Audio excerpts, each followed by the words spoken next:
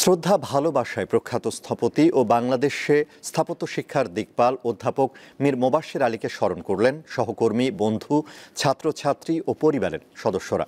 রবিবার বাংলাদেশ প্রকৌশল বিশ্ববিদ্যালয়ের মিলনায়তনে সমতটে স্থাপত্যের শিক্ষক শীর্ষক স্মৃতিসভায় বক্তারা তার সঙ্গে কাটানো চমৎকার মুহূর্তগুলো তুলে ধরেন। তারা বলেন, শিক্ষক হিসেবে মীর মোবাশ্বের আলী ছিলেন অতুলনীয়। তিনি শিক্ষার্থীদের সঙ্গে ছায়ার মতো থাকতেন।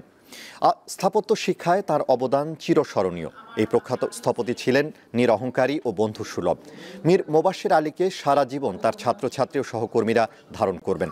শিক্ষক হিসেবে যেমন ছিলেন অনন্য, তেমনি মানুষ হিসেবেও ছিলেন সহজ, সরল, নরম মনের। বক্তারা জানান, তাকে হারানোর ক্ষতি কখনো পূরণ হওয়ার না।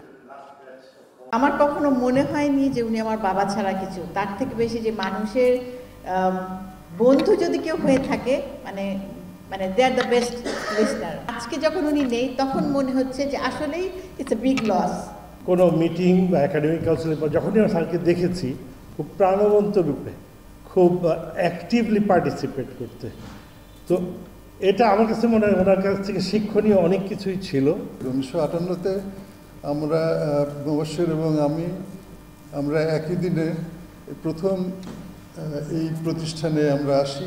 তার সাথে ওই প্রথম একটা হৃদ্যতা শুরু হয় এবং সেটা আমাদের শেষ পর্যন্ত ছিল।